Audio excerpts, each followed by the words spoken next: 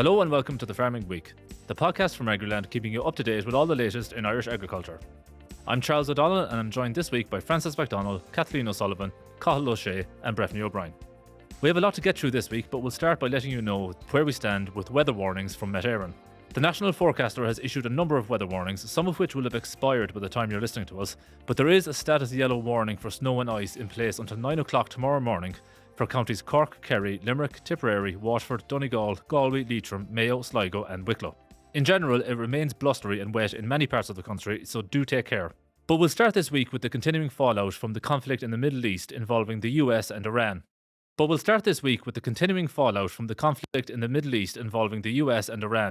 And the impact it's having on global prices and availability of fuel and fertiliser.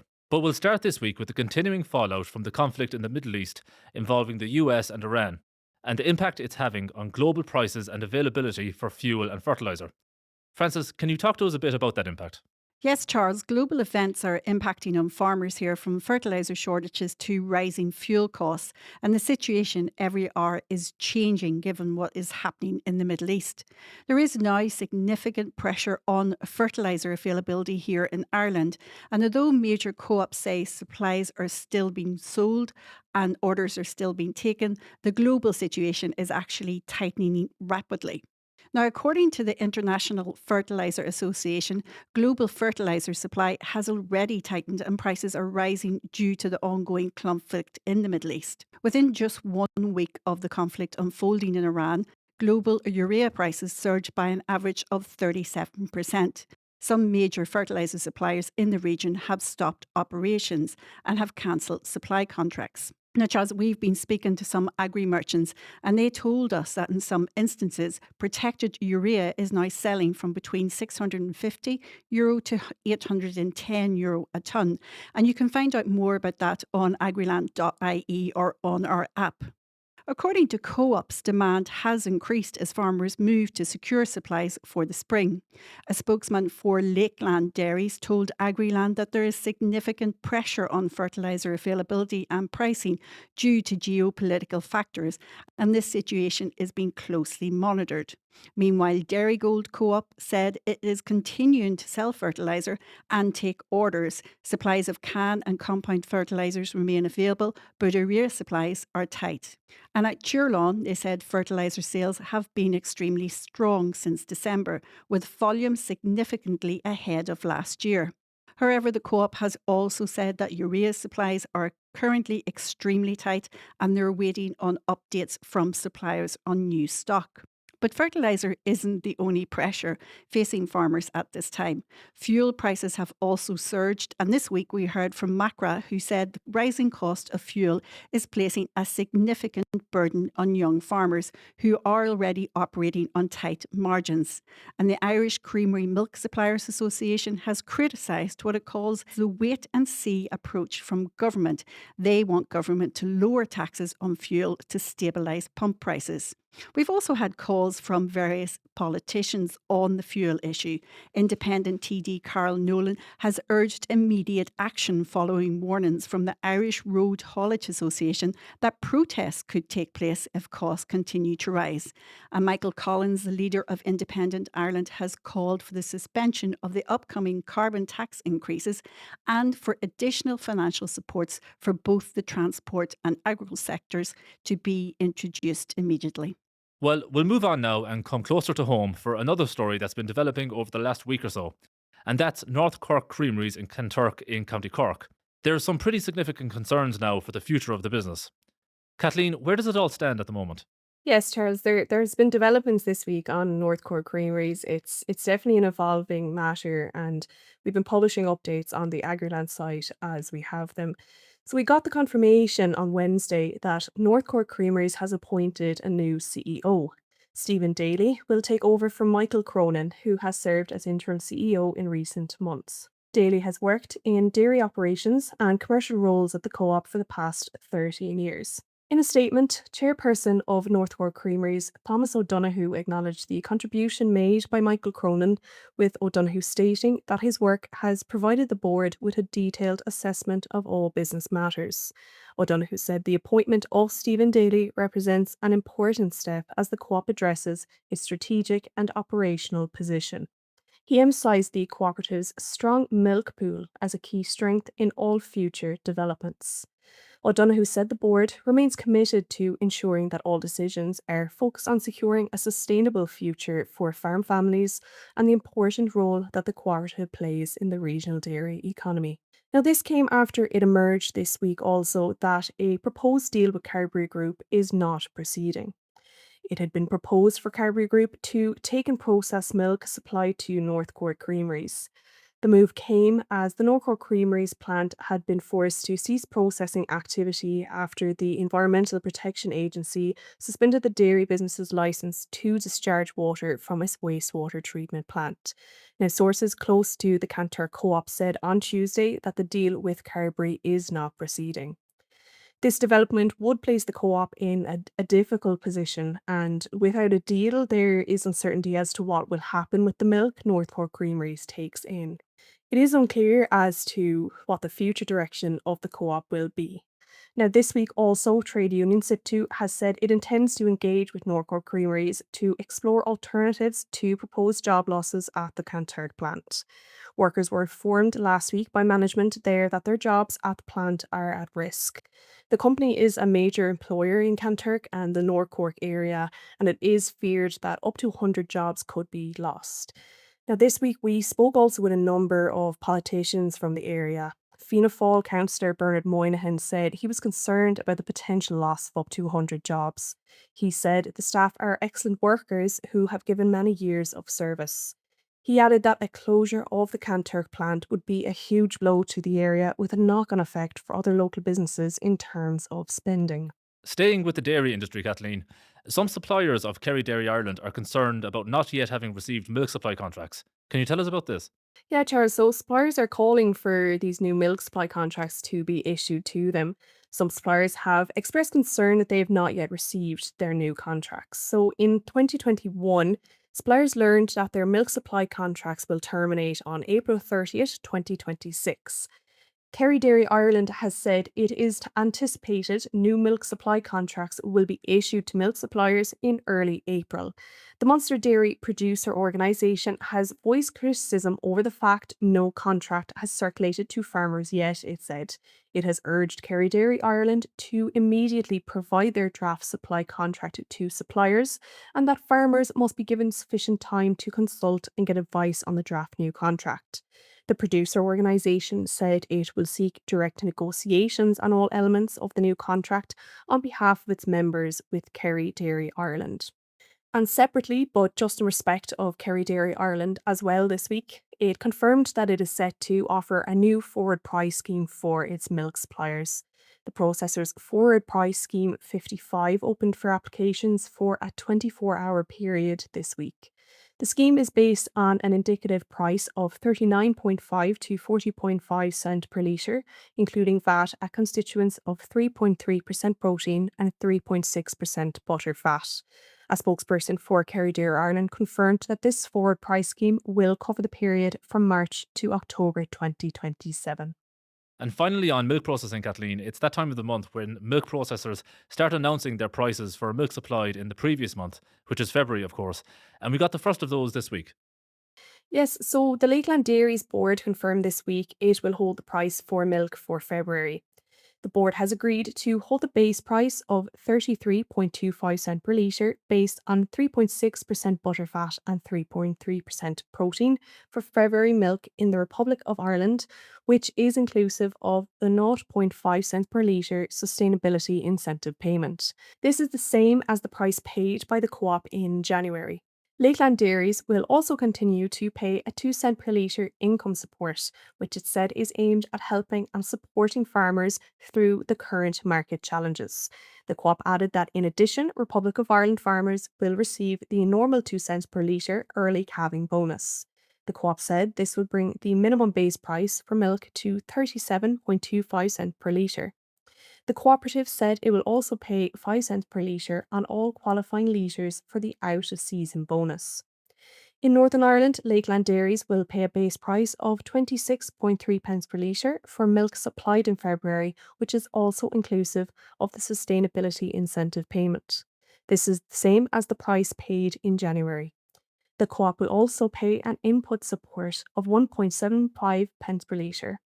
Lakeland Dairy stated that all farmers will also receive an out-of-season payment of 3 pence per litre. This will bring the minimum base price for milk in Northern Ireland to 31.05 pence per litre. According to the co-op, dairy markets continue to show signs of recovery despite global milk flows remaining strong. But it has also warned that the unfolding conflict in the Middle East could create uncertainty. Well, we're not moving too far from dairy for our next item, because we learned during the week that Taisce has filed an application in the High Court seeking a judicial review of Ireland's Sixth Nitrates Action Programme, the NAP. Francis, Minister Hayden said in a farmer meeting in County Clare last September that whatever Ireland does on nitrates will be legally challenged, and it appears he was right. Yes, Charles. And Taisce has filed an application in the High Court seeking a judicial review of Ireland's Sixth Nitrates Action Programme, NAP.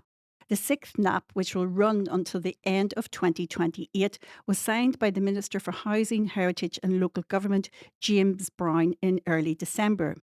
Now, these legal proceedings from Taisce challenge the Good Agricultural Practice GAP regulations also, which give effect to the programme. In addition to this, the environmental group is seeking a reference to the Court of Justice of the European Union to determine the validity of the European Commission's decision to grant Ireland's nitrates derogation. This new legal challenge builds on an ongoing legal case that has been taken by Taisce against the fifth NAP.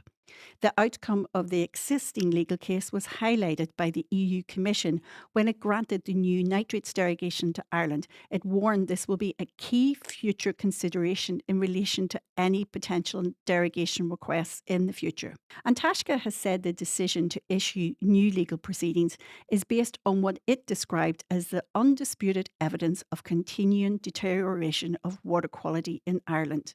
The environmental group is also challenging the NAP's compliance with the Water Framework Directive. It has pointed to data from the Environmental Protection Agency from August 25, which identified ongoing elevated nitrogen levels across major river catchments in the southeast. And Taisce has argued that if the High Court quashes the NAP as per the application, then the Commission's decision to grant Ireland a nitrates derogation would also fall. Now, we learned last week that some Targeted Agricultural Modernisation Scheme, or TAMS, applications were facing delays, which was set to present a huge risk of farmers missing out. Francis, can you give us the latest update on TAMS applications as of this week? Yes, Charles, there's been a fresh update this week on the progress of applications under TAMS.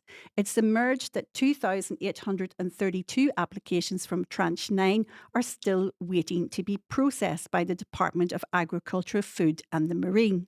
The latest figures show that 2,543 applications have been approved so far, which represents about 45% of the 5,716 applications currently under consideration in that tranche. Originally, the department received 6,122 applications under Tranche 9. Since then, 215 applications have been rejected, while 126 have been withdrawn by applicants themselves. According to Minister Martin Hayden, ranking and selection will apply to this round of the scheme, which means that not all eligible applications will automatically receive approval. In the meantime, there's also been a key deadline change which our audience should be aware of relating to the scheme. The closing date for applications under Tranche 11 of TAMS 3 has now been extended until almost midnight tomorrow. That's Friday, March 13th. It's important to note that this extension only applies to certain applicants, and that's specifically those who submitted applications under Tranche 9 that were unsuccessful in either Tranche 9 or Tranche 10 and have since referred it to draft status. The department has also confirmed that the extended deadline does not apply to new applications, so it's strictly aimed at giving previously unsuccessful applications another chance. For farmers waiting on approval, it means there are still thousands of applications in the system awaiting decisions, while others now have a very short window to revise and resubmit their proposals. Moving on now to forestry. And Minister of State for Forestry, Michael Healy-Rae, announced the results of the midterm review of the Forestry Programme this week, with some new actions to be undertaken. Can you take us through those details, Francis? Ireland's forestry sector could be set for a boost following a major update to the Forestry Programme 2023 to 2027. Minister of State Michael Healy-Rae has announced the result of the programme's mid-term review. And in doing so, he's introduced higher grants, more flexible schemes, and simplified the rules, which is aimed at encouraging more farmers and landowners to plant trees. Key changes include grant increases of between 10 and 20% across several schemes. This includes funding for fencing, agroforestry premiums, forest roads, and climate resistant reforestation projects. There's also some new opportunities coming on stream, including 2 agroforestry projects and a forest gardening pilot. But one of the most significant change is a simplified farmer definition aimed at reducing paperwork. Under the update, applicants simply need to pass the department's active farmer check and have received a payment from the Basic Income Support for Sustainability before planting is completed. The government believes these changes are designed to make forestry a more attractive option for farmers looking to diversify income while also helping Ireland to meet biodiversity and climate targets. And separately, Minister Healy also launched a new digital learning tool this week called Forests in Your Future. This has been specifically designed for transition year students to highlight the many benefits of forestry and get them to think about a career in the sector. Now, the AGM of the Irish Cattle and Sheep Farmers Association took place this week, and it was attended by Minister for Agriculture, Martin Hayden. Francis, what were some of the highlights from the AGM? Well, Charles, the ICSA President Sean McNamara really set the scene for the AGM when he said the theme for the day was frontline farmers, food security and fairness. One other key theme was about protecting Irish family farms and their ability to produce for the future. He warned that farmers are facing huge cost pressures at the moment. We know, of course, that fuel and fertiliser in the last few days has been a key focal point because of what's happening in the Middle East. But prior to this, feed and energy costs have also been increasing. He said margins remain tight, especially for beef, sheep, suckler, and tillage farmers.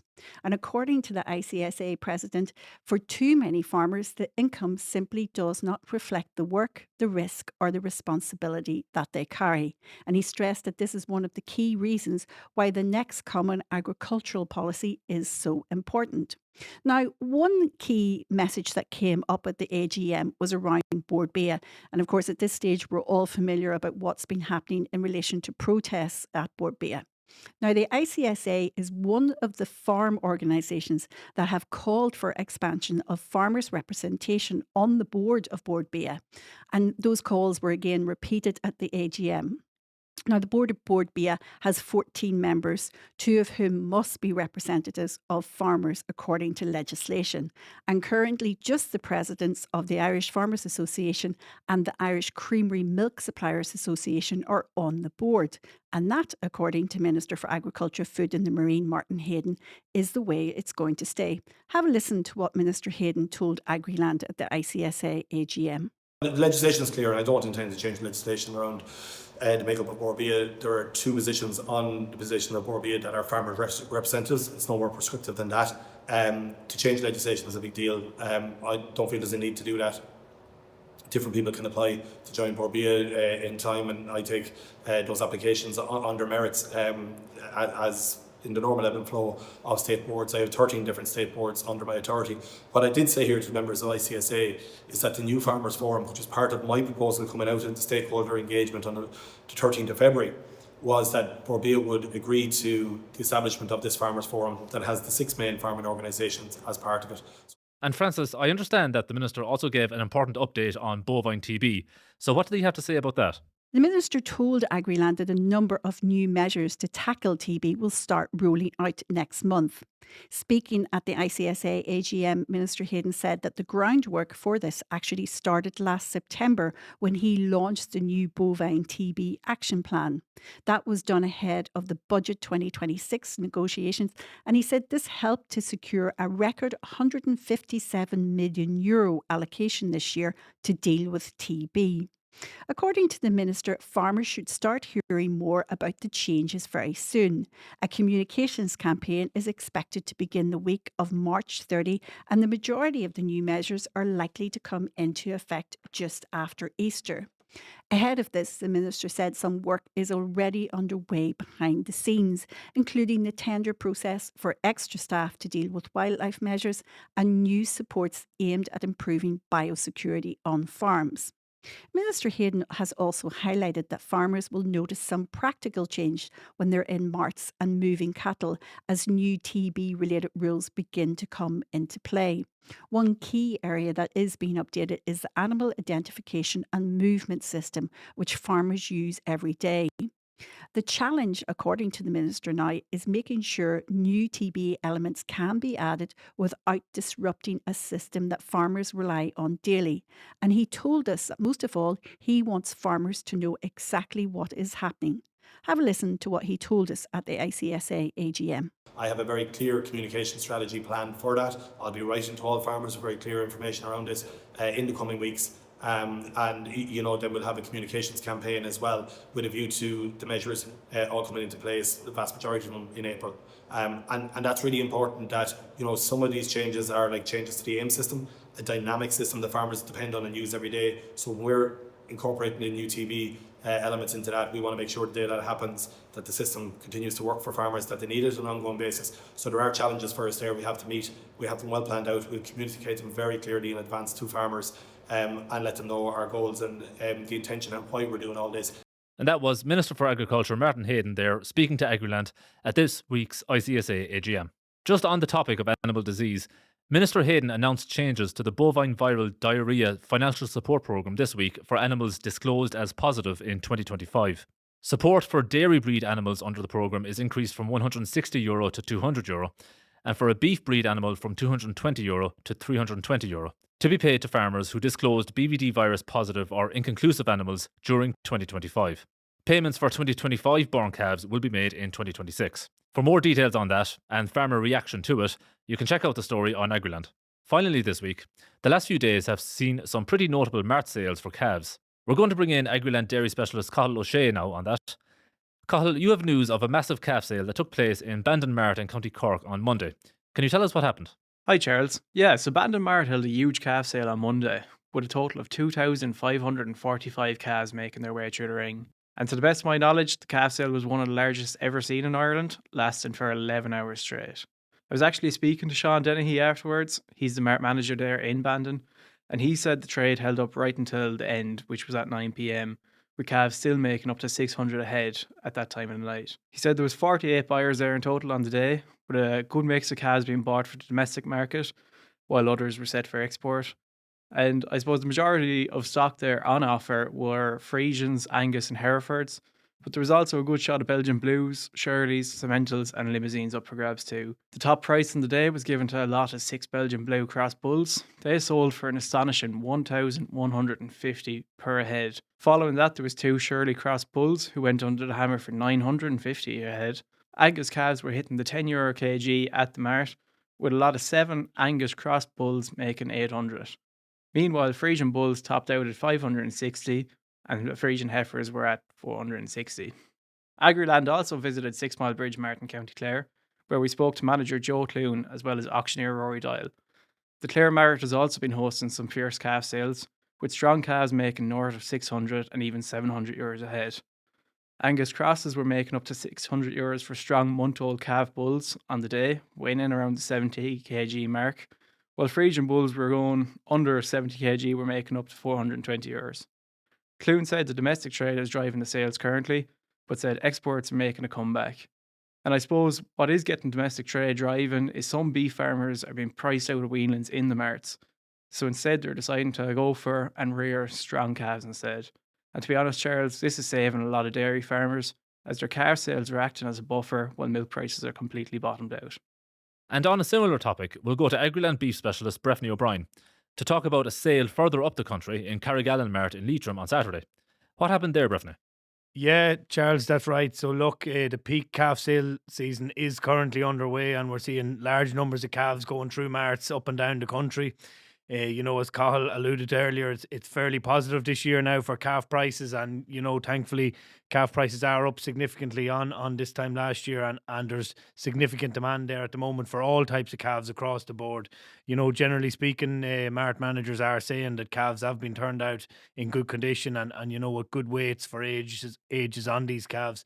So look, that's all positive news there for the calf trade, but there's always, I suppose, a particularly keen interest in them top prices, and we seen there last Saturday at Carrigallen Mart in County Leitrim, where a Belgian blue sired heifer calf secured an impressive €2,090. Now, it's thought to be a record price for a 29-day-old calf, but it must be highlighted that this calf was a suckler bred calf, in fact, so it was from a beef breed dam as opposed to a dairy breed dam. This calf was actually bought by a farmer in County Tipperary, but it's not actually known what the farmer intends to do with this calf. So yeah, look, really impressive price there, but I suppose it's a unique price. It's a one of a kind, and it was paid for a suckler bred calf. It's important to highlight also. Well, that pretty much brings us to the end of the podcast for this week. Just before we go, we just want to congratulate the 4 students from the Sacred Heart Secondary School in Clonakilty, County Cork, who have been named as the overall winners of the 2026 Certified Irish Angus Schools competition. So very well done to Lucy Kirby, Ciara O'Driscoll, Niamh O'Sullivan and Ellen O'Neill. You can find out more about this year's Angus Schools competition on our website and app. And that's that for today. Please don't forget to rate, review and follow The Farming Week on Spotify, Apple Podcasts or wherever you get your podcasts. We'd love if you could spare some time to give us 5 stars and share The Farming Week with anyone you think might be interested. From Francis, Kathleen, Cathal, Breffney and myself, all the best and have a good St. Patrick's Day.